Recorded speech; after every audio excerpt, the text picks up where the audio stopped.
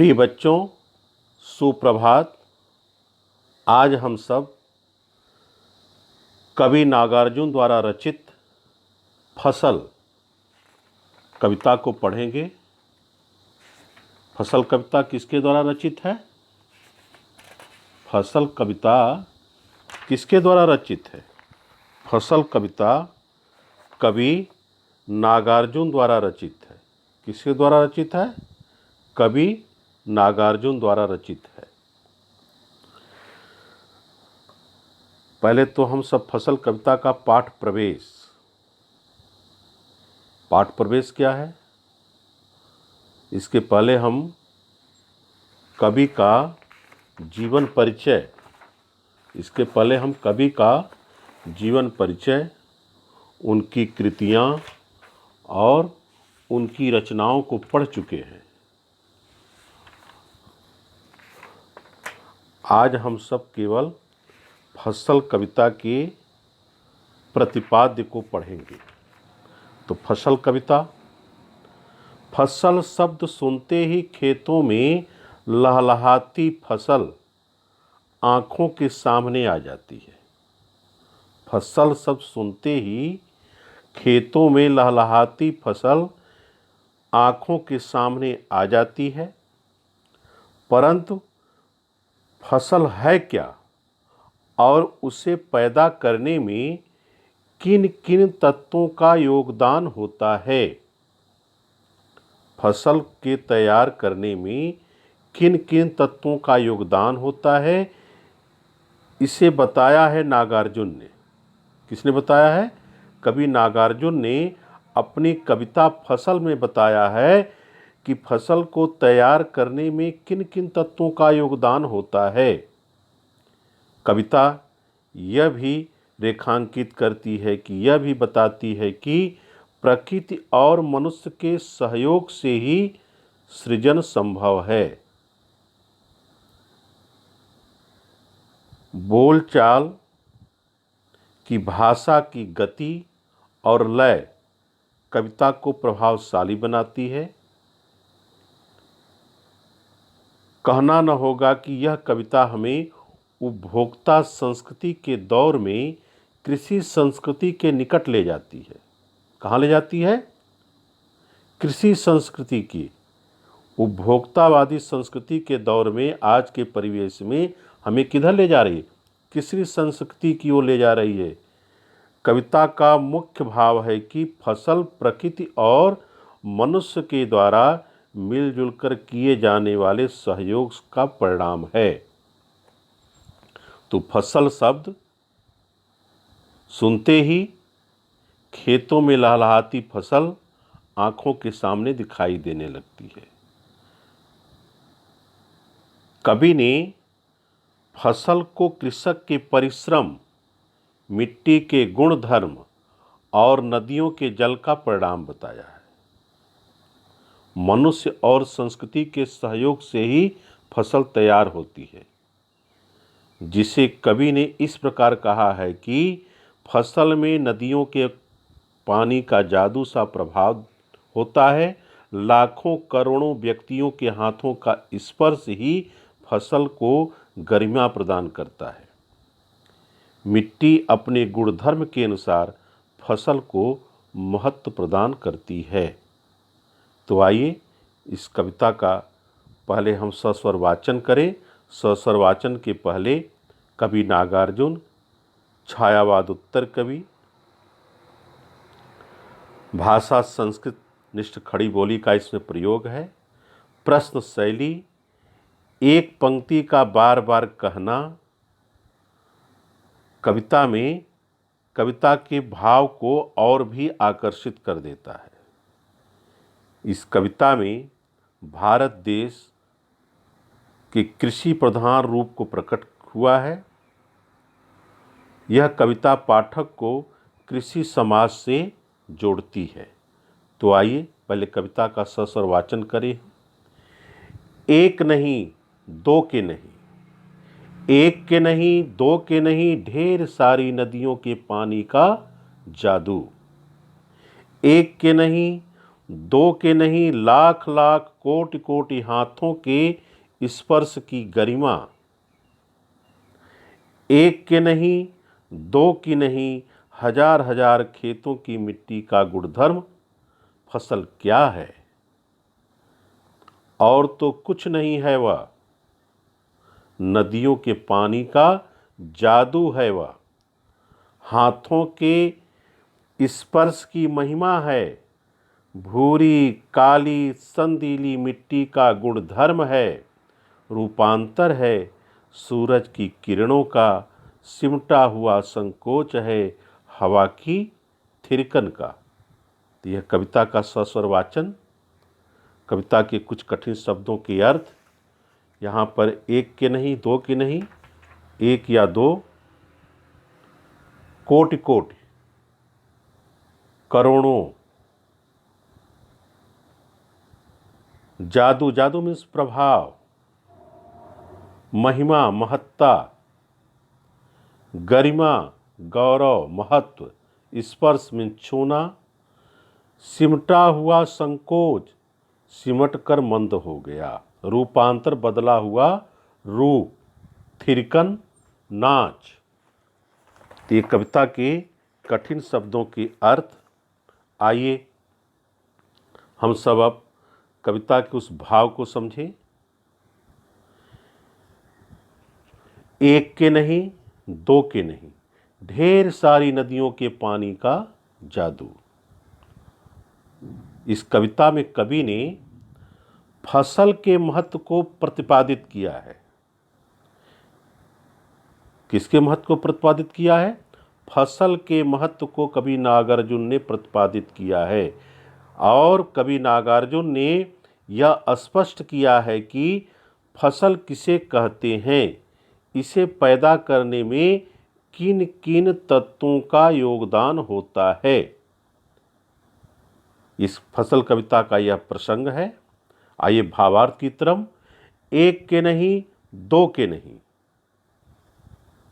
कवि नागार्जुन फसल उत्पन्न होने में अनेक तत्वों का योगदान को समझाते हुए बताते हुए यह कहा है कि फसल किसी एक अथवा दो नदियों के जल से पैदा नहीं हुई है।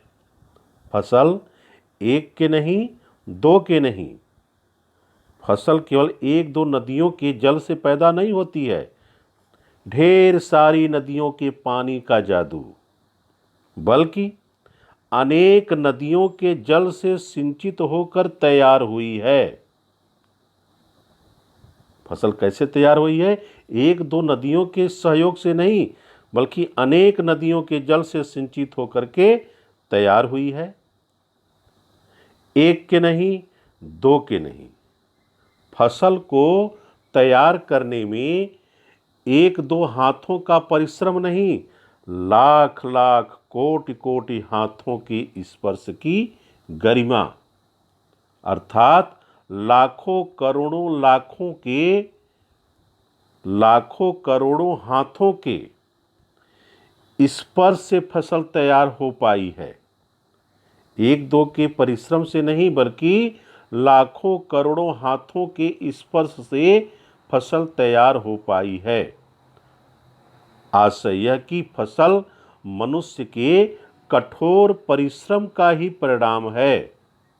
फसल को तैयार करने में मनुष्य कठोर परिश्रम करता है, तब जाकर के फसल तैयार होती है।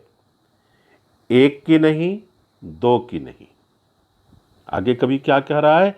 इसे उगाने में एक दो नहीं, हजार हजार खेतों की मिट्टी का गुणधर्म।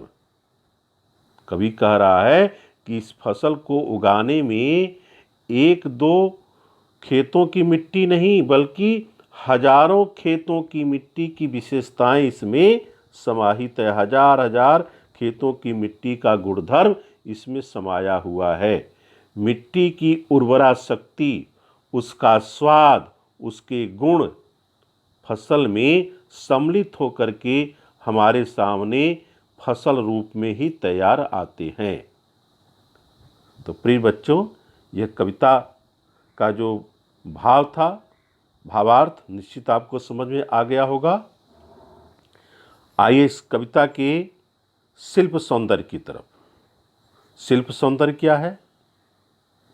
खड़ी बोली का प्रयोग है, भाषा सरल, स्पष्ट तथा विषयानुकूल है, रचना छंद मुक्त है, हजार हजार लाख लाख कोटि कोटि में पूर्णत प्रकाश अलंकार का सौंदर्य नजर आता है और रचना में भावों की लय विद्यमान है। रचना में क्या है? भावों की लय विद्यमान दिखाई देते हैं। तो एक कविता का शिल्प सौंदर्य रहा। आइए कविता के और आगे की पंक्तियों के भाव को समझते हैं। फसल क्या है?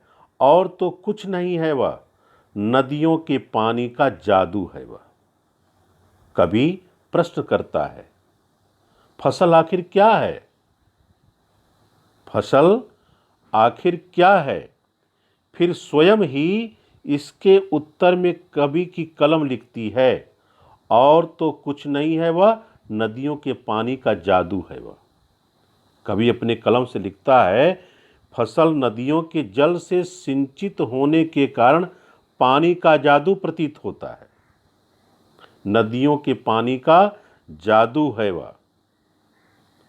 हाथों के स्पर्श की महिमा है। और क्या कह रहा है? अनेकानेक किसानों के कठोर परिश्रम से, उसके मेहनती हाथों के स्पर्श से फसल उगती है। इसलिए यहाँ क्या कहा गया? हाथों के स्पर्श की महिमा, अनेक किसानों के हाथों के स्पर्श के गुणधर्म हैं। अतः यह परिश्रमी किसानों की मेहनत का फल है। यह फसल अनेक खेतों में उपजती है। अनेक खेतों में उपजती है। कैसे खेतों में? भूरी, काली, संदीली मिट्टी का गुणधर्म है, अर्थात सभी मिट्टी का रंग तथा गुण अलग अलग होते हैं। अब कैसे मिट्टी के गुणधर्म अलग अलग होते हैं? कहीं भूरी मिट्टी, कहीं काली मिट्टी, तो कहीं संदीली मिट्टी की उर्वरा शक्ति से उपजती है। भूरी, काली और संदीली। संदीली मिट्टी क्या होता है? संदीली का अर्थ है उर्वरा, उपजाऊ मिट्टी। तो भूरी, काली, संदीली मिट्टी का गुणधर्म है। अतः यह भूरी मिट्टी, कहीं काली मिट्टी तो कहीं संदीली मिट्टी की उर्वरा शक्ति से उपजती है फसल। फसल किसमें उगती है? इस तरह की मिट्टियों उपजती है। फसल में सभी प्रकार की मृत्तिका के खनिज तत्व शामिल हो गए हैं। फसल में सभी प्रकार के खनिज तत्व जितने भी होते हैं, मिट्टी के जितने भी खनिज तत्व होते हैं, सब इसमें समाहित होते हैं, तब फसल तैयार होती है। रूपांतर है सूरज की किरणों का। रूपांतर है सूरज की किरणों का, अर्थात सूर्य की किरणें ही इन्हें प्रकाश देती है। फसल सूर्य की प्रकाश से भरी किरणों का ही परिवर्तित रूप है। सूर्य की किरणों का भी सहयोग इसमें मिलता है, उसके प्रकाश का भी सहयोग मिलता है, तब जाकर के फसल फलती और फूलती है। कवि के शब्दों में कहा जाए तो, सिमटा हुआ संकोच है हवा की थिरकन का। अर्थात हवा की थिरकन सिमटकर इन फसलों में समाई हुई है। अर्थात फसल उगाने और फलने फूलने से जुड़े आवश्यक तत्वों में वायु का भी सबसे बड़ा योगदान है। तो कविता के भाव, आइए इस खंड का भी, इस पद्यांश का भी काव्य सौंदर्य।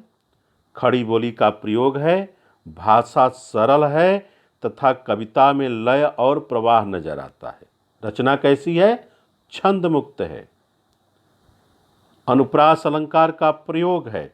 फसल क्या है? प्रश्न अलंकार। सिमटा हुआ संकोच है हवा की थिरकन का। यहाँ पर कवि ने मानवीकरण अलंकार का प्रयोग किया गया है। मानवीकरण अलंकार जहाँ पर प्रकृति को भी मानव के रूप में वर्णन किया जाए वहाँ पर मानवीकरण अलंकार हुआ। तो यहाँ हवा की थिरकन का सिमटा हुआ संकोच है, ये क्या है? प्रकृति है। प्रकृति को मानव की तरह वर्णित किया गया है। पानी का जादू, स्पर्श की महिमा में लक्षणा शब्द शक्ति का सौंदर्य खिल उठा है। हमारे काव्य के अंतर्गत 3 शक्तियाँ होती हैं, अभिधा, व्यंजना और लक्षणा। इसमें किस शक्ति का प्रयोग किया गया है? लक्षणा शब्द शक्ति का प्रयोग किया गया है। कविता में कवि प्रकृति से गहरा लगाव नजर आता है। कविता में कवि का प्रकृति से क्या आ रहा है? गहरा लगाव नजर आता है। इसके भाव सौंदर्य कवि नागार्जुन यह दर्शाना चाहते हैं कि, इस पूरी कविता का भाव सौंदर्य में बता रहा हूं, कवि नागार्जुन यह बताना चाहते हैं कि सृजन और मानव प्रकृति के आपसी सहयोग पर ही निर्भर करता है। तो फसल उगाने में अनेक नदियों के जल, अनेक खेतों की मिट्टी की उर्वरा शक्ति तथा अनेक लोगों के परिश्रम है। फसल उगाने में अनेक नदियों का जल, अनेक खेतों की मिट्टी की उर्वरा शक्ति तथा अनेक लोगों के परिश्रम का योगदान रहता है, तब फसल जा कर के तैयार होती है। तो प्रिय बच्चों, ये कविता का भाव सौंदर्य, शिल्प सौंदर्य और कविता के भाव को आपके सामने मैं रखा। आइए प्रश्नोत्तर की तरफ। प्रश्न, पहला प्रश्न है, कवि के अनुसार फसल क्या है? कवि के अनुसार फसल क्या है? कवि के अनुसार फसल प्रकृति। प्रकृति में कौन कौन से? जल, हवा, मिट्टी और सूर्य तथा मानव के श्रम के मेल से बनती है। यह अनेक नदियों के जल के जादुई प्रभाव से बनी है। इसमें भूरी, काली, संदीली मिट्टी के गुणधर्म भी समाहित हैं और सूरज की किरणें तथा वायु की थिरकन भी इसमें समाई हुई हैं। साथ ही इसमें किसानों का कठोर परिश्रम भी सम्मिलित है। तो कवि के अनुसार फसल क्या है? ये खनिज तत्व, प्रकृति और सूरज की किरणें तथा किसानों का कठोर परिश्रम जब सम्मिलित होता है तब जाकर के फसल तैयार होती है। दूसरा क्वेश्चन है, कविता में फसल उपजाने के लिए आवश्यक तत्वों की बात कही गई है। कविता में फसल को उगाने में आवश्यक तत्वों की बात कही गई है। अब ये आवश्यक तत्व कौन कौन से हैं? प्राकृतिक तत्व, नदियों का जल, खेतों की भूरी काली संदीली मिट्टी, सूर्य की किरणें और हवा। ये कौन कौन से तत्व हैं? ये प्राकृतिक तत्व हैं। प्राकृतिक तत्व हमारे कितने हैं? 4 हैं। नदियों का जल, खेतों की भूरी काली संदीली मिट्टी, तीसरा है सूर्य की किरणें और चौथा है हवा। और मानवीय तत्व कौन से हैं? हाथों का स्पर्श और किसानों का, कृषकों का कठोर परिश्रम। तो इन 5 तत्वों से मिल करके फसल तैयार होती है। तो दूसरे क्वेश्चन का आंसर, तीसरा क्वेश्चन है, फसल को हाथों के स्पर्श की गरिमा और महिमा कहकर कवि क्या व्यक्त करना चाहता है? फसल को हाथों के स्पर्श की गरिमा और महिमा कहकर कवि क्या व्यक्त करना चाहता है? कवि यह व्यक्त करना चाहता है कि किसान के हाथों का स्पर्श पाकर ही धरती पर फसल उगती है। फसल कैसे उगती है? किसानों के हाथों का स्पर्श पा करके फसल तैयार होती है और फलती फूलती है। किसान के परिश्रम के बिना फसल की कल्पना भी नहीं की जा सकती है और श्रम और श्रमिक को महत्ता प्रदान करना चाहता है कौन? कवि। इसलिए उनके परिश्रमी हाथों की महानता का गौरव गान गाता है। इसीलिए कवि ने हाथों के स्पर्श की गरिमा और महिमा कहकर व्यक्त किया है। तो तीसरे क्वेश्चन का आंसर। चौथा क्वेश्चन है आपका भाव स्पष्ट करना। भाव स्पष्ट करना। रूपांतर है सूरज की किरणों का। रूपांतर है सूरज की किरणों का। सिमटा हुआ संकोच है हवा की थिरकन का। तो रूपांतर है सूरज की किरणों का। फसल उत्पन्न करने में प्राकृतिक तत्वों, प्राकृतिक उपादानों जैसे सूर्य का प्रकाश और हवा का महत्वपूर्ण योगदान होता है। पेड़ पौधे सूर्य के प्रकाश से ऊष्मा प्राप्त करते हैं। क्या प्राप्त करते हैं? ऊष्मा मीन्स गर्मी प्राप्त करते हैं। हवा से आहार ग्रहण करते हैं। इसलिए फसल को कभी सूर्य की किरणों का परिवर्तित रूप मानता है। फसल को कभी सूर्य की किरणों का परिवर्तित रूप मानता है। उसे फसल में थिरकती हवा का संकोच समाया हुआ दिखाई देता है। ये भाव इसका समझ में आया? फसल उत्पन्न करने में प्राकृतिक उपादानों जैसे सूर्य का प्रकाश और हवा का महत्वपूर्ण योगदान होता है। पेड़ पौधे सूर्य के प्रकाश से क्या लेते हैं? ऊष्मा प्राप्त करते हैं और हवा से आहार ग्रहण करते हैं। इसलिए फसल को कभी सूर्य की किरणों का परिवर्तित रूप मानता है। उसे फसल में थिरकती हवा का संकोच समाया हुआ दिखाई देता है। तो आइए पांचवें क्वेश्चन की तरफ। रचना अभिव्यक्ति का पांचवा क्वेश्चन। कवि ने फसल को हजार हजार खेतों की मिट्टी का गुणधर्म कहा है। अब इसमें क ख ग घ 4 क्वेश्चन है। मिट्टी के गुणधर्म को आप किस तरह परिभाषित करेंगे? तो मिट्टी के गुणधर्म को प्रभावित करने में, मिट्टी के गुणधर्म क्या है? उसमें मिले हुए खनिज तत्व। आंसर देखिएगा, मिट्टी के गुणधर्म को पोषित करने में हमारी क्या भूमिका हो सकती है? या मिट्टी का गुणधर्म है उसमें मिले हुए खनिज तत्व। मिट्टी के गुणधर्म को आप किस तरह परिभाषित करेंगे? मिट्टी का गुणधर्म है उसमें मिले हुए खनिज तत्व, उसकी उपजाऊ शक्ति और उसके विशेष गुण जो उसे दूसरे प्रकार की मिट्टी से अलग और उत्तम सिद्ध करते हैं। मिट्टी में अनेक आवश्यक तत्व होते हैं जो मिट्टी की उर्वरा शक्ति के लिए आवश्यक है। उन आवश्यक तत्वों को फसल मिट्टी से ग्रहण करती है और पुष्ट होती है। यही प्राकृतिक रूप से पाए जाने वाले तत्व मिट्टी के क्या हैं?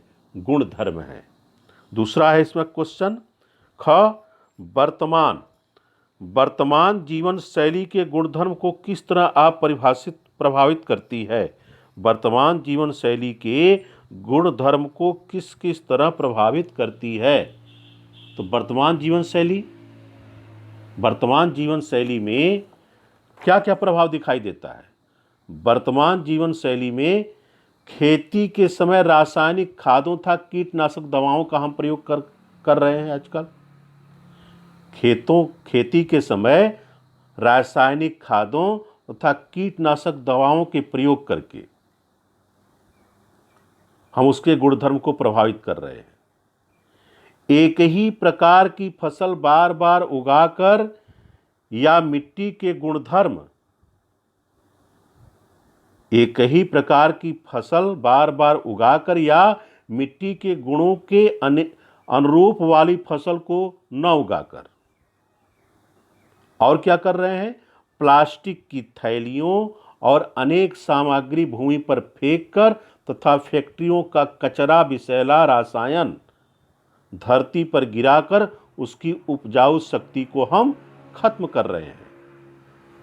तो इन्हीं कारणों से मिट्टी की उर्वरा शक्ति क्या हो गई है? कम होने लगी है और वह अपने गुण धर्म छोड़कर विकृत होती जा रही है, बिगड़ती चली जा रही है। तीसरा क्वेश्चन है, मिट्टी द्वारा अपना गुणधर्म छोड़ने की स्थिति में क्या किसी भी प्रकार के जीवन की कल्पना की जा सकती है? तो आंसर इसका होगा, मिट्टी द्वारा अपना गुणधर्म छोड़ने पर मानव जीवन की कल्पना तो की जा सकती है, पर उस कल्पना में जीवन का स्वरूप इतना विकृत होगा कि उसे शब्दबद्ध नहीं किया जा सकता, शब्दों में वर्णन नहीं किया जा सकता है। चौथा है, मिट्टी के गुणधर्म को पोषित करने में हमारी क्या भूमिका हो सकती है? मिट्टी के गुणधर्म को पोषित करने में हमारी यह भूमिका हो सकती है कि हम सबसे पहले मिट्टी के गुणधर्म को जानें और उसकी जानकारी अपने से जुड़े लोगों को भी दें। दूसरा, हम भूमि प्रदूषण के कारणों को रोकें, इसके लिए लोगों में जागरूकता फैलाएं। प्लास्टिक की थैलियां प्रयोग में लाना बंद कर दें और खेतों में गोबर और खाद का प्रयोग करें। तो ये चौथे क्वेश्चन का आंसर रहा है। प्रिय बच्चों, ये आपके इस पाठ के जितने भी प्रश्न थे, उन प्रश्नों को उत्तर को मैं आपके सामने रखा। निश्चित रूप से आपको समझ में आ गया होगा। आइए, इस प्रस्तुत कविता फसल कविता का संदेश क्या है?